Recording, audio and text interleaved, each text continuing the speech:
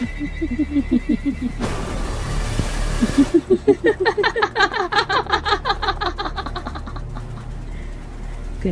tak tidur lagi, ha?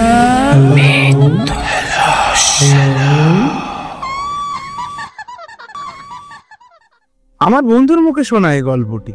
বন্ধুটি বর্তমানে কলকাতার কোনো কলেজের প্রফেসর, বেশ বুদ্ধিমান, কারোর ধার ধারে না। জীবনকে উপভোগ করার আগ্রহ আছে তার, সে কৌশলও জানা আছে। সেদিন রাত্রেবেলা ঝমঝমে বৃষ্টি পড়ছিল, নানা রকম গল্প হচ্ছিল, চা সিগারেটের সাথে গল্প চলছিল। নানা রকম গল্পের মধ্যে কিছু অস্বাভাবিক গল্প চলছিল। আমার বন্ধু একটা ভূতের গল্প বলল। আশ্চর্য লাগলো ঘটনাটা। একজন বিজ্ঞানের অধ্যাপক যখন এই গল্পটি বলে তখন এই গল্পটার মূল্য আছে। তার নিজের কথাই সেদিনকে গল্পটা বলছিল। সেবার আমি বিয়ের পরীক্ষা দিচ্ছি। অনার্স পরীক্ষা হয়ে যাওয়ার পর 4-5 দিন ছুটি পাওয়া গেল। ঠিক কিসের ছুটি এতকাল পরে তা আমার মনে নেই। ভবনতারণ ঘোষাল নামে আমার একটা বন্ধু ছিলাম তার বাড়িতে। তার বাড়ি বেলেঘাটাতে। ভবনতারণ ক্লাসে খুব পান খেত আর ক্লাসের বাইরে সিগারেটও ঘন ঘন খেত। অশ্লীল কথাবার্তা বলতো, লম্বা লম্বা কথা বলতো। তার চালাকির শেষ ছিল না। আমার সঙ্গে তার বেশ জমত, কারণ আমিও তার মতো একজন চালবাজ ছিলাম। এখন এইসব কথা ভাবলে বড্ড হাসি পায়। তা আর যা বলছিলাম, আর্টস পরীক্ষা শেষ হওয়ার দিন ভবনতারণ আমায় টেনে নিয়ে গেল তার বাড়িতে। যাওয়ার সময় ট্রেনে গেলাম, কিন্তু ট্রেন থেকে নেমে অনেকটা হাঁটতে হলো, কারণ তাদের বাড়ি গঙ্গার ধারে। কিছুক্ষণ ওদের বাড়িতে থেকে দুজনের মধ্যে বেশ ঘোর তক্কাতক্কি শুরু হলো। তক্কাতক্কিটা এমনই জটিল হয়ে উঠলো, দুজনের মধ্যে হাতাপাই হওয়ার সম্ভাবনা শুরু হলো। হায় রে সেসব দিন! তখনকার জীবনে এই রোদ, এই মেঘ, এইসবই ছিল স্বাভাবিক। যা হোক, আমার প্রচন্ড রাগ হলো। মুখের উপরে বলে উঠলাম, এরকম জায়গায় কোনো ভদ্রলোক থাকতে আসে না। ব্যারাকপুর রোড হতে হনন করে হেঁটে চলে যাচ্ছি কলকাতার দিকে। মাঝে মাঝে পাশ দিয়ে কতগুলো গাড়ি চলতি অবস্থায় চলে যাচ্ছে। অনেকজনকে হাত দেখিয়ে দাঁড় করানোর চেষ্টা করেছি, কিন্তু সবই বৃথা হলো, কেউ দাঁড়ালো না। সম্পূর্ণ নির্জল রাস্তা, একটা মাতাল কুলি ছাড়া কাউকে দেখতে পাচ্ছি না।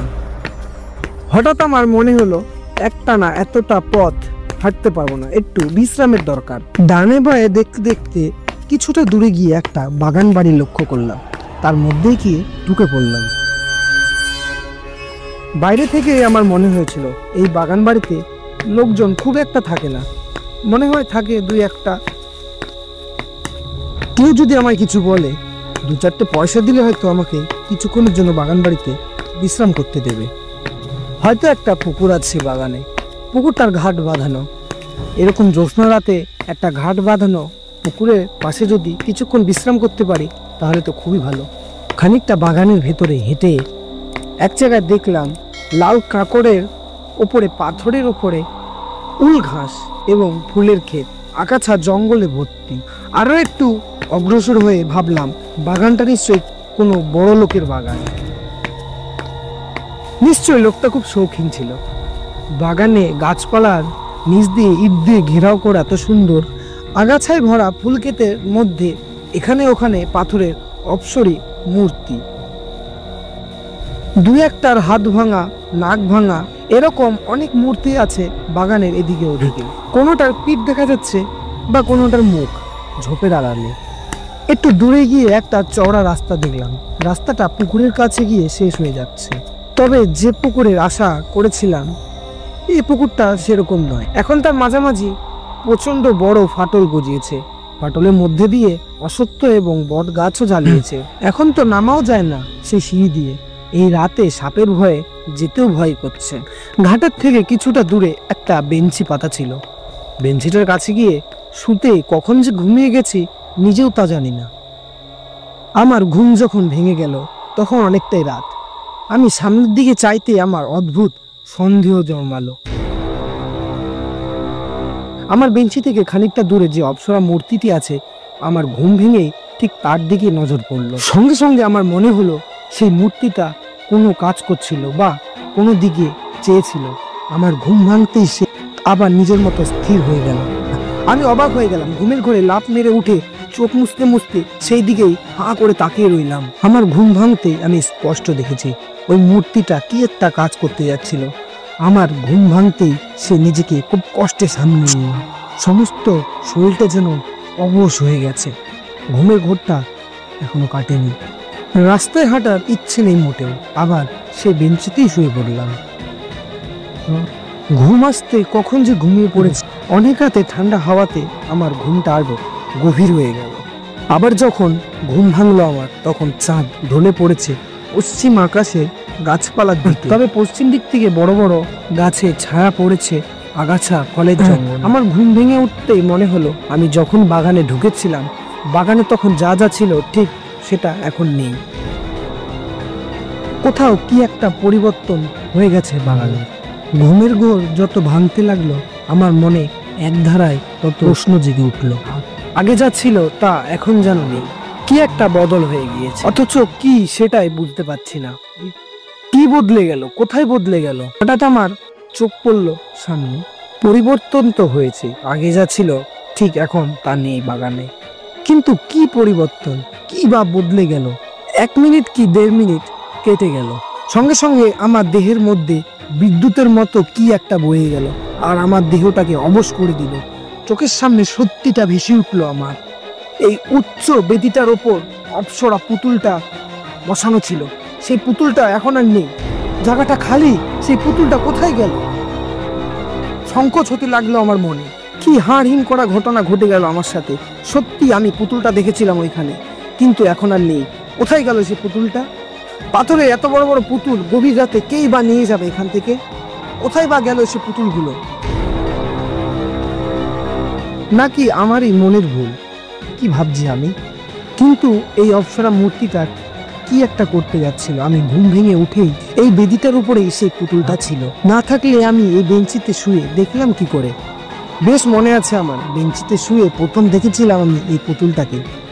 আমার দিকে এই পুতুলটার পাশ ফেরানো ছিল। এও ভেবেছিলাম এই ধরনের পুতুল কি ইতালিতে তৈরি হয় না আমাদের দেশে তৈরি হয়। এত সহজে ভুল হয়ে যাবে। কিন্তু তবে সেই অপ্সরা মূর্তিটাই বা কোথায়? এত রাত্রে কেই বা নিয়ে গেল মূর্তিটাকে? কোনো চোরে নিয়ে গেল নাকি? তাই যদি হয়, এতকাল ধরে মূর্তিগুলো পড়ে আছে বাগানে, তখন কেউ চুরি করলো না? আর এখন একটা জলজ্যান্ত মানুষ বাগানে পড়ে আছে, তার সামনের দিকেই পুতুলগুলো মূর্তিগুলো চুরি হয়ে গেল। কেন জানি না আমার খুব ভয় হলো, গা ছমছম করে উঠতে লাগলো। রাত আর বেশি নেই, এই বাগানে শুয়ে থাকার আর দরকার নেই। আস্তে আস্তে কলকাতার দিকে হাঁটা দিই। যখনই আমার এই কথাটি মনে হলো, তখনই আমি সঙ্গে সঙ্গে টেবিল থেকে উঠে পুকুরের দিকে চোখ মুখে জল দিতে যাব। তখনই আমার সামনে একটা অবাক ঘটনা ঘটে গেল। বাঁধা ঘাটের ওপরে যে আমলকি তলায় মূর্তিটা ছিল, সে মূর্তিটাই বা কোথায় গেল? সে মূর্তিটার হাত ভাঙা ছিল বলে আমি আরো বেশি করে দেখেছিলাম সেই মূর্তিটাকে। এ তো তার শূন্য বেদিটা পড়ে আছে দেখছি, মূর্তিটা কোথায় গেল? মনে কেমন সন্দেহ হলো। বাগানে চারিপাশটা চিরে দেখলাম। কত পুতুল ছিল এই বাগানে। ঝোপের আড়ালে সাদা পাথরে জ্যোৎস্নার আলোতে একটা পুতুল চকচক করছিল। কোথায় গেল সেই পুতুলগুলো? এক রাত্রি কি বাগানে সব পুতুল চুরি হয়ে গেল? এই রাত্রিটার জন্যই কি চোরেরা এতকাল বসেছিল? আশ্চর্য হয়ে গেলাম। এতক্ষণ ভেবে দেখলাম যে বাগানে কি পরিবর্তন হয়েছে, সেটা এটাই পরিবর্তন হয়েছে। বাগানময় মস্ত শোধিত পরিবর্তন হয়েছে ঘুমের মধ্যে। ততক্ষণে পায়ে পায়ে আমি গিয়ে বাগানে পুকুরের ঘাটের পাশে গিয়ে দাঁড়িয়েছি। হঠাৎ পুকুরের জলের দিকে তাকাতেই আমার শরীরটা ভয়ে বিস্ময়ে দোল দিয়ে উঠতে লাগলো। বাগানের পুতুলগুলো সব জলের মধ্যে কি করে আসলো? দিব্যি তারা পুকুরের মধ্যে সাঁতার দিচ্ছে, এপার ওপার হয়ে যাচ্ছে। কিন্তু আমি একটা জিনিস ভালো করে লক্ষ্য করে দেখলাম যে পুতুলগুলো সব জীবিত, অবিকল পুতুল রূপে সাঁতার দিচ্ছে। কি বলেন কি? আপনি স্পষ্ট দেখতে পেলেন? অধ্যাপক বন্ধুটি আমাদের মুখের দিকে চেয়ে বলল, অনেক দিনের কথা হয়ে গেল বটে, কিন্তু সে রাতের কথা আমি আজও বলিনি। সে দৃশ্য আজও আমি দেখি, চোখের সামনে ভেসে ওঠে। বিশ্বাস করা না করা সেটা সম্পূর্ণ আপনাদের ওপর। আমি কাউকে বলিও নি যে বিশ্বাস করতে হবে। সিদ্ধি খেয়েছিলেন নাকি বন্ধুর বাড়িতে গিয়ে? আমি ওইসব ছাইপাশ খেতাম না, এখনো তাই। বিশ্বাস করো আমার কথাটা। তারপর তারপর তারপর কি হলো? তারপর কি হয়েছিল? তারপর চুপ করে দাঁড়িয়ে রইলাম, সেদিকে এক দৃষ্টি চেয়ে। আমার মনে হলো আমি পাগল হয়ে গেছি, কিংবা আমার কোনো শক্ত রোগ হয়েছে। যা দেখছি এসব কি? স্পষ্ট মনে আছে, পশ্চিম দিকে পাঁচিলের গায়ে একটা তাল কিংবা নারকেল গাছ ছিল। চাঁদ তখন ঝাঁকড়া গাছটার ঠিক মাথার আড়াল। সেই ছবিটা বেশ মনে আছে আমার। তখন চোখ নামিয়ে পুকুর দিকে চাইলাম, সেখানে সেই অদ্ভুত অবিশ্বাস্য দৃশ্য। সেই সাদা সাদা মোমের মতো মূর্তিগুলো জলের মধ্যে সাঁতার কাটাকাটি করছে। আমার মাথা ঘুরে গেল, নিজের ওপর বিশ্বাস হলো না। সেখান থেকে মারলাম ছুট। ফটকের কাছে যখন এসে পৌঁছেছি তখন মনে হলো, অবশ্য হলপ করে বলতে পারবো না সত্যি কি না, তবে আমার মনে হলো অনেকগুলো মেয়ে একসাথে খিলখিল করে হেসে উঠলো। হাসির একটা ঢেউ যেন আমার কানে এসে পৌঁছেছিল। তখনই আমি ব্যারাক হয়ে তাপ রোডের ওপর এসে পৌঁছালাম। এবার আপনাদের প্রশ্ন হতে পারে যে আমি সেখানে গিয়েছিলাম কিনা। অবশ্যই গিয়েছিলাম। পরের দিন গিয়ে দেখলাম পুরনো ভাঙা বাগান বাড়ি, গাছা জঙ্গলে ভরা ফুলের ক্ষেত, কতগুলো হাত ভাঙা নাক ভাঙা অপসরেরই পুতুলগুলো জঙ্গলে এদিকে ওদিকে পড়ে আছে।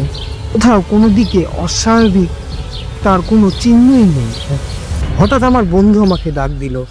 পুকুরের পাশেই যে আমলকি তলায় পুতুলটার কথা বলেছিলাম, সে পুতুলটার পায়ে ঝোপঝাড় আগাছা জঙ্গলগুলো দেখে মনে হচ্ছে 1 বছরই পুরনো। লতাটার কোথাও ছেঁড়া নেই, ভালো করে পরীক্ষা করে দেখলাম। আমি হলপ করে বলতে পারি এই পুতুলটাও কালকে জলে নেমেছিল। এই বেদিটার কাছে পুতুলটা ছিল না। এই ঘাটের ধারেই তো কতক্ষণ দাঁড়িয়েছিলাম। তাহলে বিচুরির লতাগুলো এমন কেন? এ জোড়ানো তো মনে হচ্ছে কয়েক বছর পুরনো। রাতারাতি গাছটা জন্মেছে নাকি? ওদের যুক্তি অটাক্ষ, কি উত্তর দেব তাদের? আমার নিজেরই যখন অবিশ্বাস হচ্ছে নিজের উপর, কি জবাব দেব তাদের? এতক্ষণ ভিডিওটা দেখার জন্য আপনাদের ধন্যবাদ। যারা যারা চ্যানেল নতুন আছেন চ্যানেলটাকে সাবস্ক্রাইব করে বেল নোটিফিকেশনটাকে অন করে রাখবেন, যাতে আমরা যখন আপনাদের নতুন ভিডিওটা আপডেট করব তার সাথে সাথেই আপনাদের কাছে নোটিফিকেশন চলে যায়। Thanks for watching.